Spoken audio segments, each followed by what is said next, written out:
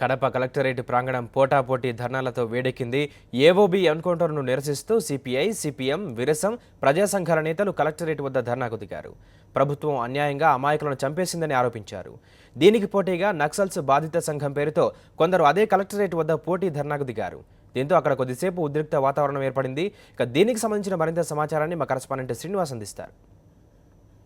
ఆంధ్ర ఒరిస్సా సరిహద్దుల్లో జరిగినటువంటి భారీ ఎన్కౌంటర్కు సంబంధించి సుప్రీంకోర్టు జడ్జితో విచారణ జరిపించాలి, నిజాలు నిగ్గు తేల్చాలని చెప్పేసి ఇక్కడ ఉన్నటువంటి చాలామంది కూడా ఆందోళన చేస్తున్నటువంటి పరిస్థితి ఉంది. ఆ జిల్లాలో ఉన్నటువంటి ప్రజా సంఘాలన్నీ సిపిఐ, సిపిఎం, విరసం, అదేవిధంగా ఇతర ప్రజా సంఘాలన్నీ కూడా పూర్తి స్థాయిలో ఇక్కడ ఆందోళన చేస్తున్నటువంటి పరిస్థితి. జిల్లా కలెక్టర్ కార్యాలయం ముందు వాళ్ళు ఆందోళన చేస్తున్నారు. వాళ్ళతో మాట్లాడేటువంటి ప్రయత్నం చేద్దాం.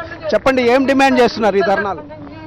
చంద్రబాబు నాయుడు చట్టబద్ధ పాలనని చెప్తూ చట్ట వ్యతిరేకంగా తమ సైన్యాన్ని అంతా కూడా పోలీసు వ్యవస్థనంతా కూడా ఉపయోగించి ఏఓబీ ప్రాంతంలో జరుగుతున్న గిరిజన పోరాటాలకు వాళ్ళ ఆస్తిని కాపాడుకునే క్రమంలో, వాళ్ళ సహజీవనాలను కాపాడుకునే క్రమంలో జరుగుతున్న ఉద్యమాలకు మద్దతు ఇస్తున్న మావోయిస్టులను అత్యంత దారుణంగా, పాశవికంగా హత్యాకాండకు పాల్పడి ఈ రకంగా ప్రజల్లో, అంటే ముఖ్యంగా గిరిజన ప్రాంతాలలో భయోత్పాతాన్ని సృష్టించడానికి ఒక పథకం పాకం చేస్తున్నాడు. ఇట్లాంటి చర్యల ద్వారా ఒక సందేశాన్ని ఇస్తున్నది ఏంటంటే ప్రజాస్వామ్యానికి ఇక స్కోప్ లేదు, మీరు అడిగే వాటికి ఇక్కడ స్కోప్ లేదు, మేము చెప్పిన మాట వినకపోతే మేము ఇట్లాగే చంపుతాము, మేము ఇట్లాగే కిడ్నాపులు చేస్తాము, మేము ఇట్లాగే కోవర్ట్ ఆపరేషన్స్ చేస్తాము, మీరేమైనా చేసుకోండి అని ప్రభుత్వమే ఈరోజు డిక్లేర్ చేస్తుంది.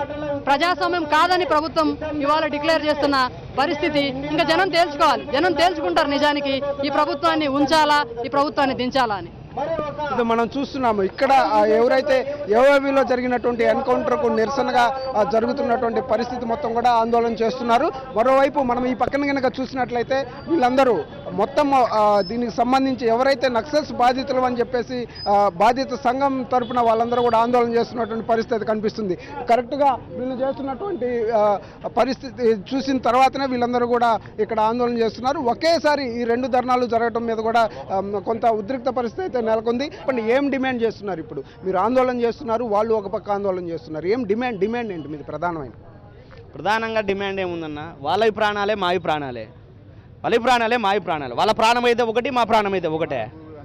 మాకు అన్యాయం జరిగినప్పుడు ఇప్పుడు కూడా పోరాడకుంటే ఇంకా మేము ఎందుకన్నా? తల్లిదండ్రులను పోగొట్టుకున్న వాళ్ళము మాకు ఇప్పుడు కూడా మేము పోరాడకుంటే ఇంకా మాకేమి న్యాయం ఉంటుందన్న?